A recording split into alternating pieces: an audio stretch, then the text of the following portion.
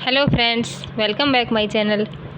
आज हम आपके लिए रीट में सीटेट में एक टॉपिक आता है, उसका नाम है वाच्य परिवर्तन। तो हम आज वाच्य परिवर्तन लेकर आपके लिए टॉपिक लेकर आए हैं।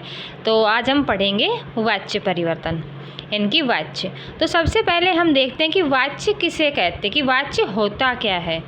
तो देखिए, वाच्य क्या होता है कि बात को या जो कोई भी बात है उसको कहने के ढंग को अथवा तरीके को वाच्य कहते हैं।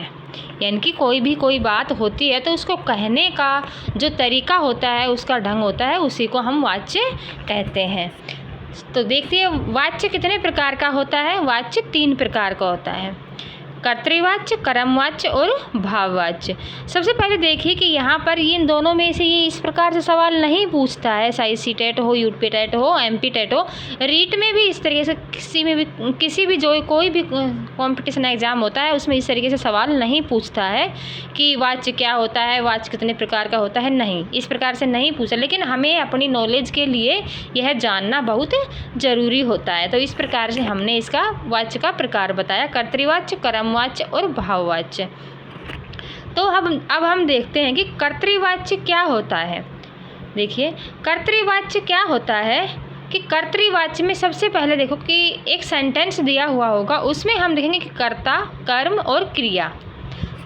कोई भी एक सेंटेंस होता है उसमें ये तीनों चीज़ जरूरी होती हैं: कर्ता, कर्म और क्रिया। तो कर्ता किस में होगा? प्रथमा विभक्ति में होगा। कर्तृवाच्य का बता रही हूँ कि कर्ता प्रथमा विभक्ति में होगा और कर्म द्वितीय विभक्ति में होगा, और जो क्रिया होगी वो कर्ता के अनुसार होगी। ठीक है। तो जैसे देखिए, जैसे मैं पुस्तक पढ़ता हूँ, अहम पुस्तकम पठामि। तो अहम क्या है? प्रथमा विभक्ति का हो गया, पुस्तकम द्वितीय का, और पठामि ये कर्ता के अनुसार अहम का पठामि है, इसके साथ आता ही है। तो इस प्रकार से ये इस तरीके से हो गया इसका। तो ये क्या हो गया? कर्तृवाच्य। कि नॉर्मल से जो वाक्य सेंटेंस हम बनाते हैं संस्कृत में, तो ये किस प्रकार से होता है? कर्तृवाच्य में होता है। देखिए, उसके बाद वह फल खाता है, तो वह का सह फलम खादति। बालक विद्यालय जाता है, तो बालकः विद्यालयम गच्छति। ठीक है। यहाँ पर क्या हो गया इसका? अब अगर हम इसके ट्रिक बनाना चाहें तो प्रथमा में 1, द्वितीय में 2 और कर्ता के अनुसार, यानी कि प्रथमा में होगी तो प्रथमा में क्रिया आएगी, तो 1 to 1 यानी कि 121। इसका ट्रिक हम लास्ट में बताएंगे, तो तब तक ये आगे बताएंगे इसका इस वीडियो के अंत में ट्रिक बताएंगे। अब देखिए, हम देखते हैं कर्मवाच्य। कर्मवाच्य में क्या होता है कि कर्ता जो होता है वह तृतीय विभक्ति में होता है, और जो कर्म होता है वह प्रथमा विभक्ति में होता है, और जो क्रिया होती है वह कर्म के अनुसार होती है। और सबसे इम्पोर्टेंट बात होती है कि यह जो क्रिया होती है वह आत्मनेपदी धातु में बदल जाती है। जब हम कर्मवाच्य वाले सेंटेंस बना रहे होते हैं तो कर्ता प्रथमा विभक्ति में बदल जाता है, और कर्ता तृतीय विभक्ति में बदल जाता है, कर्म प्रथमा विभक्ति में बदल जाता है, और जो क्रिया होती है वह कर्म के अनुसार प्रयुक्त होती है, और क्रिया आत्मनेपदी धातु में बदल जाती है। ठीक है। तो इसको देखते हैं कि एक कर्म के अनुसार क्रिया आती है और आत्मनेपदी धातु में परिवर्तित हो जाती है। तो सबसे पहले हम देखेंगे आत्मनेपदी धातु किस प्रकार से इनके रूप चलते हैं। तो सबसे पहले हम ये देखेंगे। तो हमने लिया एक रूप लिया है धातु रूप पठ धातु का, और लट लकार। और मेन इंपॉर्टेंट बात ये है कि ये लट लकार में ही पूछे जाते हैं, इनके वर्तमान काल में ही पूछे जाते हैं। बाकी लकारों में आपको जाने की कोई ज़रूरत नहीं है, सिर्फ लकार में, इसी में ही लट लकार में ही पूछे जाते हैं। तो प्रथम पुरुष का है पठती पठतः पठन्ति पठसी पठतः पठत पठामि पठाओ पठामय। ये तो हमने याद कर लिए थे। तो अब इसका हम आत्मनेपदी में बनाएंगे। ठीक है। आत्मनेपदी में हम देखते हैं इसका एक वचन में होगा पठ्यते, पठ्येते, पठ्यन्ते, पठ्यसे, पठ्येथे, पठध्वे, पठ्यध्वे, पठ्ये, पठयावहे, पठयावहे। तो इस प्रकार से ये हमने आत्मनेपदी में इसके रूप बनाए हैं। थोड़ा जूम कर देते हैं, आपको अच्छे से दिखाई देगा। पठ्यते, पठ्येते, पठ्यन्ते। इसमें सबसे मेन इम्पोर्टेंट और एक बात क्या होती है कि जब हम ये आत्मनेपदी में इसका रूप चलाते हैं तो इसमें यह आ जाता है। मतलब हम जो ये रूप बनाते हैं तो मूल रूप से इसमें यह जोड़कर आत्मनेपदी में प्रयोग किया जाता है। यही हमें एक ध्यान रखना है, यानी कि क्रिया के रूप आत्मनेपदी में जब चलते हैं तो साथ में यह को जोड़ा जाता है। ठीक है, तो देखिए पठयते, पठयेते ज़्यादा कठिन नहीं है। अगर आप एक बार इसको 2-3 बार लिखकर प्रैक्टिस करोगे तो ये आपको याद हो जाएगा। पठयते, पठयेते, पठयन्ते, मेरे साथ भी बोलोगे तब भी आपको याद हो जाएगा। पठयते, पठयेते, पठयन्ते, पठयसे, पठयेथे, पठयद्वे, पठये, पठाये, पठयावहे, पठयावहे। ठीक है,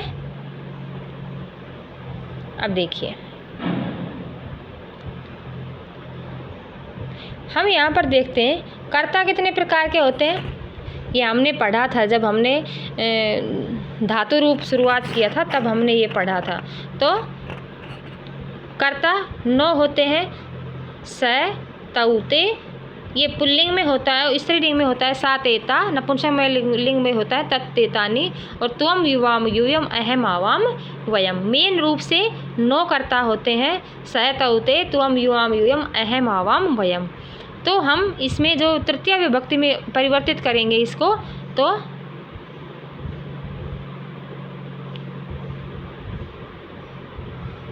देखिए तृतीय विभक्ति में अगर हम इसको परिवर्तित करेंगे तब क्या बनेगा। जब हम सेंटेंस बनाते हैं तो तब करते हैं इसको। तो सह, तौ, ते, सह का तृतीय विभक्ति होगा तेन, तौ का ताभ्याम, ते का तई। स्त्रीलिंग में सा, तेता, तया, ताभ्याम, ताभिः, तत्, तेतानि, तेन, ताभ्याम, तई। ठीक है, ये हमको याद करना पड़ेगा। त्वम, युवाम, यूयम, त्वम का होगा तृतीय विभक्ति में त्वया, युवाम का युवाभ्याम, यूयम का युष्माभिः। अहम, आवाम, वयम, मया, आव्याभ्याम, अस्माभिः। जैसे राम का रामेण तृतीया में होता है तो उसी प्रकार से रम्या, रम्या, इस प्रकार से। जैसे देखिए अब ये सेंटेंस हैं कर्तृवाच्य के, सॉरी कर्मवाच्य के। कर्तृवाच्य तो हमने देख लिए थे। कर्तृवाच्य में तो क्या था कि जो कर्ता था प्रथमा विभक्ति का होता है कर्म, द्वितीय विभक्ति का और जो क्रिया है कर्ता के अनुसार ही आती है उसकी। और जो कर्मवाच्य है उसमें जो कर्ता है वह तृतीय विभक्ति का होता है, कर्म प्रथमा विभक्ति का होता है और क्रिया कर्म के अनुसार प्रयुक्त होती है और क्रिया आत्मनेपदी धातु में बदल जाती है। तो जैसे रामः फलानि खादति, ये क्या है कर्तृवाच्य।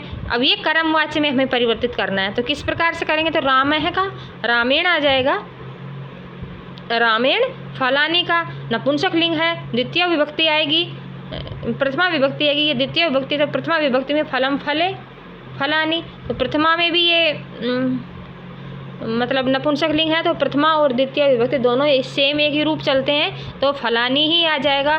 खादती का हम अगर आत्मनेपदी धातु में बदलेंगे तो खाद्यन्ते।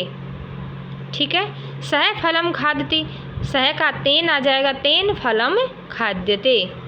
त्वया जलम, त्वम जलम पीबसी, त्वया जलम पीयते। तो इसी प्रकार से इसका परिवर्तित ये हो जाएगा। अब हमारा लास्ट में है भाववाच्य। भाववाच्य, भाववाच्य में क्या होता है कि जो कर्ता होता है वह तृतीय विभक्ति का होता है और जो कर्म इसमें होता है ये नहीं है, कर्म इसमें नहीं होता है और जो क्रिया है वह कर्ता के अनुसार होती है। यानी कि जो क्रिया भाववाच्य में कर्ता तृतीय विभक्ति का वह कर्म इसके अंतर्गत होता ही नहीं है। तो ऐसा वाक्य जिसके अंदर आपको कर्म न दिखाई दिए तो वह कौन सा वाक्य हो गया, वह कौन सा वाक्य भाववाच्य हो गया और जो क्रिया है वह आत्मनेपदी में होगी इसकी। ठीक है, तो जैसे सह पठति, तेन पठ्यते, युवाम पठतः, युवाभ्याम पठ्यते, अहम पठामि, मया पठ्यते। अब इसमें मेन जो हमें बात समझने वाली है वो क्या है कि किस क्वेश्चन किस प्रकार से पूछे जाएंगे कि हमें किस प्रकार से पढ़ाई करनी है। तो देखिए कर्तृवाच्य में दे देंगे और एक कर्मवाच्य में परिवर्तित करवा लेंगे या फिर कर्मवाच्य में सेंटेंस दे देंगे और कर्तृवाच्य में परिवर्तित करवा लेंगे। तो हमें सबसे पहले क्या करना है कि हमें सबसे पहले जो हमने ये दिए थे ये वाले, ये जो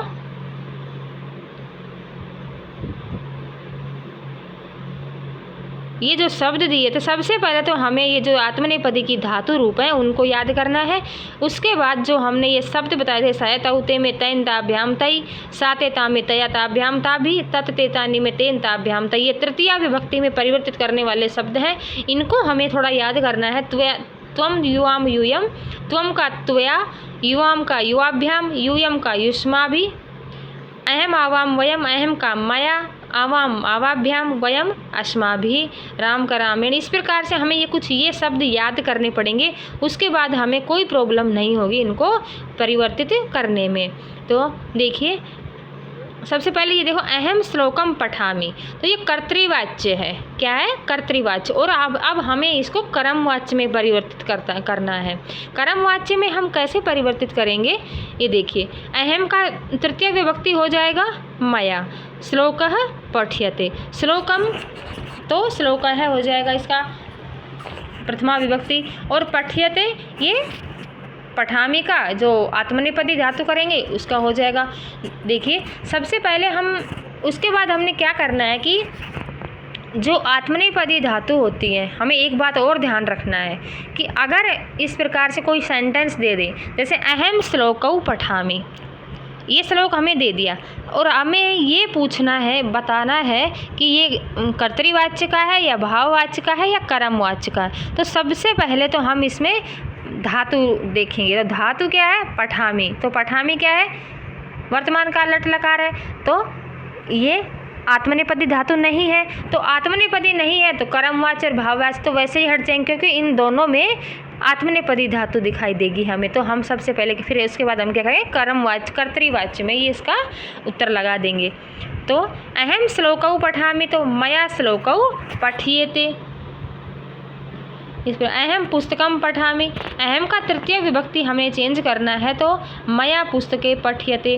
त्वम पुस्तकानि ददासि, तो त्वम का तृतीय विभक्ति होगा त्वया, और पुस्तकानि का पुस्तकानि ही रहेगा क्योंकि ये नपुंसक लिंग है। तो प्रथमा और द्वितीय इसमें एक सेम चलती है। तो ददासि का दीयते दीयन्ते, इस प्रकार से आ जाएगा।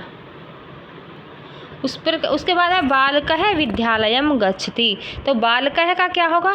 बालकेन, तृतीय विभक्ति बालक का तृतीय विभक्ति बालकेन, विद्यालयम विद्यालय है, गच्छति गम्यते। ठीक है, हमें अब देखिए इसे ट्रिक देखिए, कर्तृवाच्य से कर्मवाच्य में कैसे परिवर्तित करेंगे। तो 1 to 1 यानी कि 121। तो 121 में क्या है? 1 क्या है? प्रथमा है, 2 द्वितीय है, 1 प्रथमा है। तो ये कर्ता प्रथमा विभक्ति का होगा, कर्म द्वितीय विभक्ति का होगा और क्रिया प्रथमा विभक्ति की होगी, ये कर्ता के अनुसार होगी। तो अगर हमें इसे कर्मवाच्य में परिवर्तित करना है तो हम किस प्रकार से करेंगे? तो कर्मवाच्य में परिवर्तित करने के लिए जो कर्ता है वह तृतीय विभक्ति का लगाएंगे, और जो कर्म है वह प्रथमा विभक्ति का एक वचन लगाएंगे, और जो क्रिया है वह प्रथमा विभक्ति का लगाएंगे। यानी कि 121 में 311 में हमें चेंज करना पड़ेगा। और भाववाच्य है 301, इसमें कर्म का अभाव होता है। इसमें सिर्फ क्या होता है? भाववाच्य में जो संज्ञा जो कर्म कर्ता होता है वह तृतीय विभक्ति का होता है, और जो इसमें कर्म तो होता ही नहीं है, और जो धातु होती है यानी कि जो क्रिया होती है वह आत्मनेपदी धातु होती है। ठीक है, तो इस प्रकार से हम कर सकते हैं। जो आत्मनेपदी धातु आपको कर्मवाच्य और भाववाच्य में ही दिखाई देगी, तो कर्मवाच्य में कर्म होता है और भाववाच्य में कर्म नहीं होता है। तो भाववाच्य में क्रिया हमेशा प्रथम पुरुष एक वचन में ही प्रयुक्त होगी।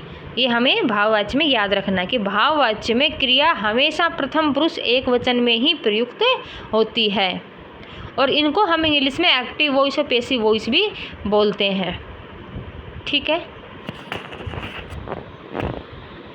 तो हमारा ये इतना ही था।